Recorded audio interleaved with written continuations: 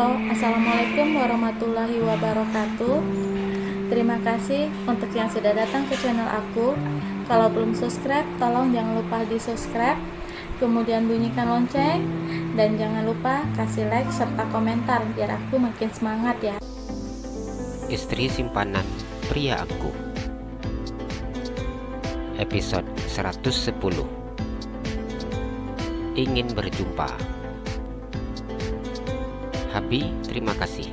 Dira sangat senang, jawab Nadira mulut erat suaminya.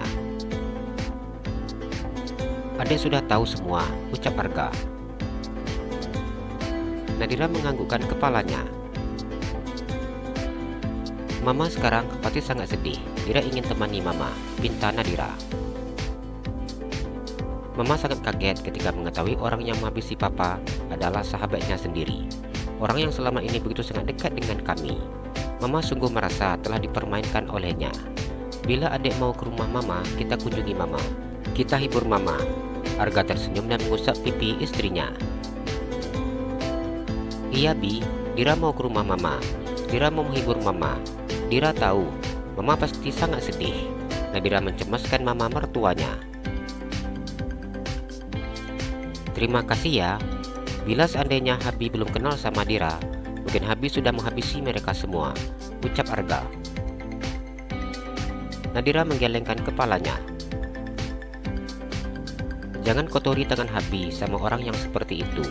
Biarkan Allah yang membalas semua perbuatan mereka. Biarkan dia menjalani hukumannya sesuai dengan perbuatannya. Hukum Allah itu lebih adil daripada hukum kita manusia. Arga menganggukkan kepalanya. Ia mencium kening istrinya, kemudian bibir istrinya berulang-ulang kali. Selama ini, Habi tidak ingin beritahu tentang keberadaan adek di depan media dengan seluruh relasi dan kerabat. Habi melakukan itu semua karena Habi tahu bahwa orang itu pasti masih ada dan dia masih menginginkan keruntuhan dari keluarga kami. Sekarang Habi sudah siap memberitahukan keberadaan adek dan juga calon anak kita. Arga mengusap perut istrinya. Nadira tersenyum dan menganggukkan kepalanya. Dirinya tidak menyangka bahwa sebentar lagi statusnya akan diakui sebagai seorang istri. Kenapa Habi langsung pulang? Tanya Nadira. Habi tidak tenang sayang. Habi takut adek kenapa-kenapa. Apalagi sekarang lagi hamil seperti ini. Adek tidak boleh banyak pikiran, ucap Arga. Nadira tersenyum. Dira cuma mikirin Habi. Dira takut Habi kenapa-kenapa setelah mengetahui berita ini. Nadira berkata dengan sangat polosnya. Habi sudah tahu semua tentang hal ini, jadi jangan dipikirkan tentang perasaan Habi, jawab Arga.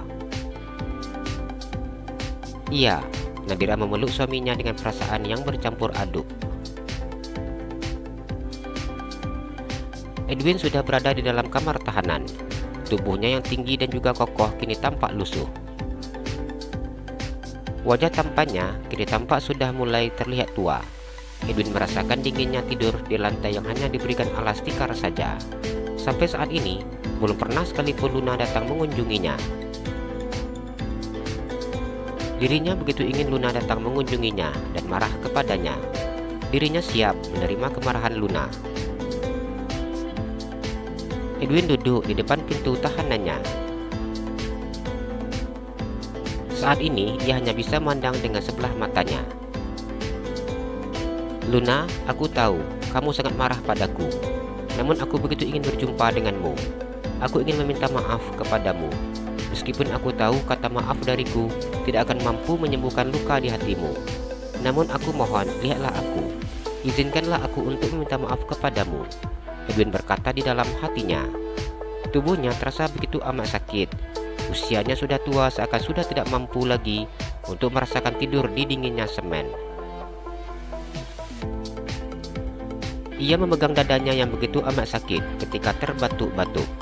Kondisi kesehatannya semakin menurun. Sudah 1 minggu ia berada di sini, sehingga sampai saat ini belum ada yang datang menemuinya terkecuali kuasa hukum Arga. Pak Edwin, ada yang mengunjungi Anda, ucap petugas penjaga tahanan yang membukakan pintu tahanan tersebut.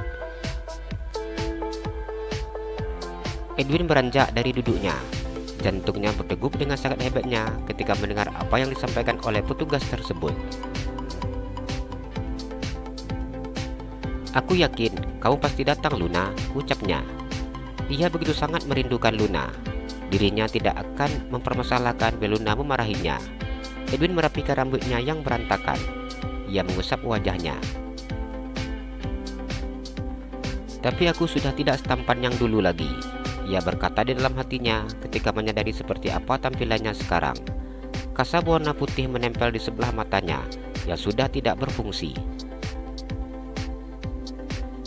Edwin berjalan di samping petugas menuju ruangan untuk menemui tamu.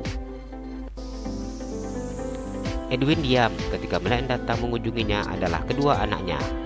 Air matanya menetes memandang kedua anak laki-lakinya yang saat ini duduk di kursi panjang yang disediakan untuk menemui tahanan.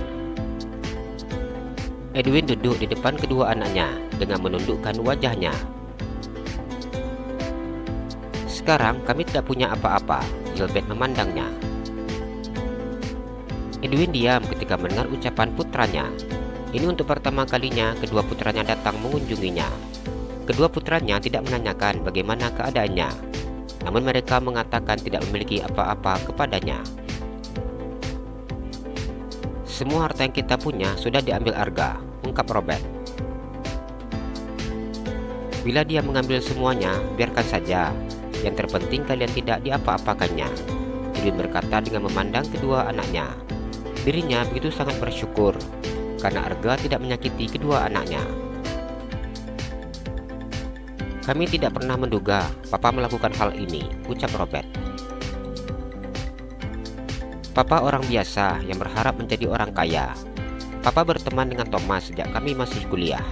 Papa begitu iri kepadanya. Dia pintar, tampan, dan kaya. Sedangkan Papa selalu mengikutinya dan menjadi alas kakinya. Papa harus selalu baik kepadanya agar dia mau memberikan Papa makan enak. Bisa dikatakan Papa sangat bergantung kepadanya.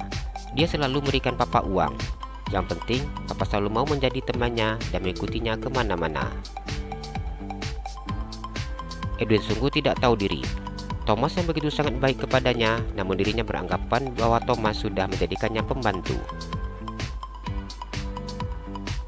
"Papa tidak bisa terima ketika kami mencintai wanita yang sama, dan sudah pasti wanita itu akan memilih Thomas daripada Papa.